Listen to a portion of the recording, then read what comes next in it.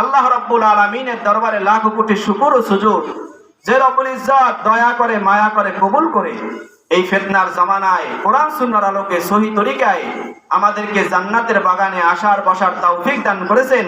এইজন্য রব্বুল আলামিনের দরবারে শুকর আদায়ার্থে অন্তরের অন্তরস্থল থেকে জোরে সোরে আওয়াজ দিয়ে বলি আলহামদুলিল্লাহ। আল্লাহ তাআলা বান্দার প্রতি খুশি হইয়া যায় যদি বান্দা আল্লাহর নিয়ামতের শুকর আদায় করে। আল্লাহ রাব্বুল আলামিন বান্দাদেরকে যেই নিয়ামত দিবেন এই নিয়ামত কোনোদিন গণনা করে শেষ করা যাবে না। আল্লাহ তাআলা কোরআনের মধ্যে বলেন, ওয়া ইন তাউদ্দু নি'মাতাল্লাহি লা তুহসুহা। বান্দারা, তোমাদেরকে আমি আল্লাহ যেই নিয়ামত দিছি এই নিয়ামত যদি তোমরা গণনা করো কোনোদিন গণনা করে শেষ করতে পারবা না। বলেন সুবহানাল্লাহ। এক হাদিসের ভিতরে মদিনার নবী সাল্লাল্লাহু আলাইহি ওয়াসাল্লাম বলেন, বান্দা যখন ঘুম থেকে জাগ্রত হয় তখন বান্দার উপর 360টা সদকা করা ওয়াজিব হয়ে যায়। বলেন সুবহানাল্লাহ। 360টা সদকা করা তার উপর ওয়াজিব হয়ে যায়। কেন? আল্লাহর রাসূল বলেন, প্রত্যেকটা বান্দার শরীরের ভিতরে একদম মাথা থেকে পা পর্যন্ত 360টা জোড়া আছে, 360টা জোড়া আছে। এই প্রত্যেকটা জোড়া নাড়াইতেছেন, হাতের কবজিগুলা মুট করতেছেন আবার ছাড়তেছেন, চোখটা বন্ধ করতেছেন আবার খুলতেছেন। এটা আমার মাওলার হুকুম ছাড়া কিন্তু হয় না, ঠিক কিনা?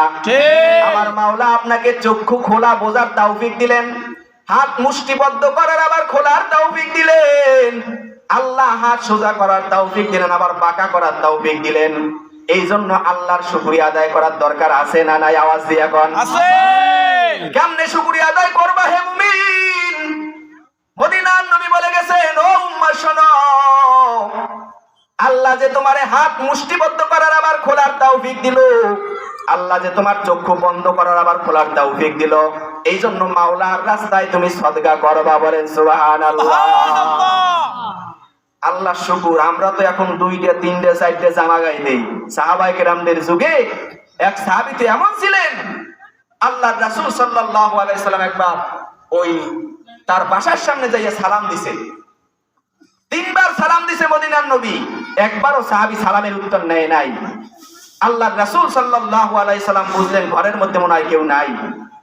রাসূল সাল্লাল্লাহু আলাইহি ওয়াসাল্লাম ঘর থেকে সাহাবীর ঘর থেকে সামনের দিকে আগাইতেছে, যাইতেছে ওই সাহাবী তার ঘর থেকে বের হইয়া মদিনার নবীর পিছনে দৌড়াইতে যাইয়া পিছন দিক থেকে সালাম দিছে, আসসালামু আলাইকুম ইয়া রাসূলুল্লাহ। মদিনার নবী পিছনের দিকে ফিরিয়া ডাক দিয়া বলে, সাহাবী রে, 3বার সালাম দিলাম, একবারও জবাব নিলি না, এখন আবার পিছনে পিছনে আসিয়া আমার সালাম দিলি, কারণটা কি আমি বুঝলাম না। আল্লাহর রাসূলের সাহাবী চোখের পানি ফেলাইয়া কান্না শুনে বলে, ইয়া রাসূলুল্লাহ, ইয়া হাবিবাল্লাহ, মনের বড় দুঃখের কথা আপনার কাছে বলি, শোনেন। ওগো রাসূল, এই যে আমার গায়ে পোশাকটা দেখতেছেন, এই পোশাক আমার গায়ে ছিল না। এই পোশাকটা পরিয়া আমার বিবি নামাজের হালতে ছিল, আর আমি আপনার সাহাবী উলঙ্গ অবস্থায় বিবির পাশে বসেছিলাম।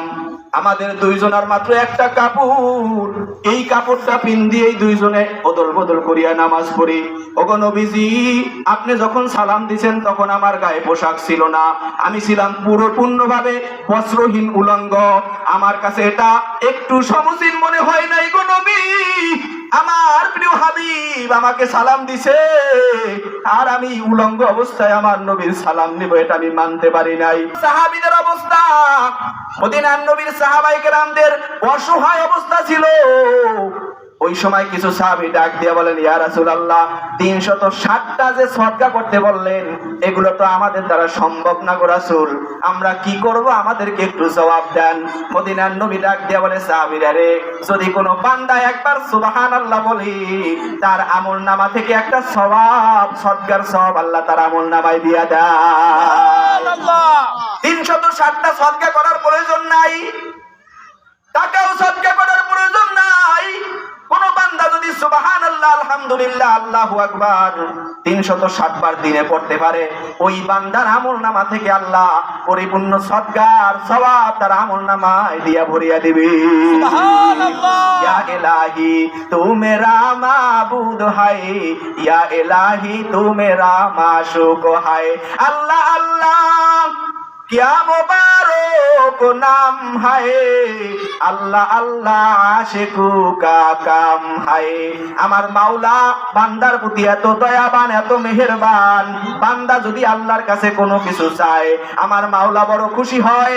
ক্বালান নবী সাল্লাল্লাহু আলাইহি ওয়াসাল্লাম, মাল্লাম ইয়াসআলিল্লাহ ইয়াগযব আলাইহি।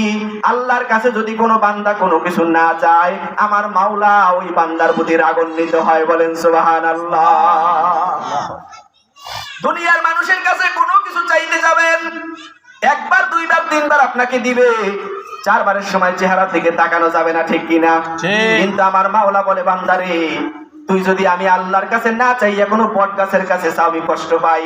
তুই যদি আমার কাছে না চাইয়া কোনো মানুষের কাছে চাও, আমি কষ্ট পাই।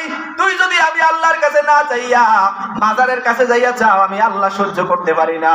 এই জন্যই তো আল্লাহ বলেন, আমি সব গুনাহ মাফ করব, কিন্তু শিরকের গুনাহ আমি আল্লাহ মাফ করব না। আল্লাহ ছাড়া কারো কাছে চাওয়াটাই শিরক। আল্লাহ ছাড়া কারো কাছে চাওয়া যাবে না। হ্যাঁ, আপনি আল্লাহর কাছে দোয়া করবেন, আল্লাহ টাকা পয়সার প্রয়োজন মাওলা, আল্লাহর কাছে দোয়া করিয়া সন্তানের কাছে চান, সমস্যা নাই। কারণ আপনার দিলের ভিতরে আছে সন্তান দেওয়ার মালিক না দেওয়ার মালিক কি? আওয়াজ দিয়া কয়। মুমিনদের ভিতরে একটা সিফাত হলো আল্লাহই সবকিছু করে। বট গাছ থেকে কিছু হয় না, মাজার থেকে কিছু হয় না, গাছ থেকে কিছু হয় না, মাছ থেকে কিছু হয় না, সব কিছু কার থেকে হয়? আওয়াজ দিয়া বলেন। এটা মুমিনদের একটা সিফাত।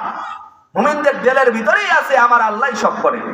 অসুস্থতা দেওয়ার মালিক হলেন আল্লাহ, সুস্থতা দেওয়ার মালিক আল্লাহ, বালা মুসিবত দেওয়ার মালিক আল্লাহ, বালা মুসিবত থেকে হেফাজত করার মালিক কে? আওয়াজ দিয়া কয়। সব কিছুর মালিক হলেন আমার আল্লাহ। এই বিশ্বাস যার মধ্যে থাকবে, সেই হলো মুমিন, সেই হলো মুত্তাকি, সেই হলো আল্লাহকে মাননেওয়ালা, ঠিক কিনা? এই জন্য বাবারা, আল্লাহ রাব্বুল আলামিন বললেন যে বান্দা যখন ঘুম থেকে জাগ্রত হয়, তখন তার উপর 360টা সদকা করা ওয়াজিব হয়ে যায়।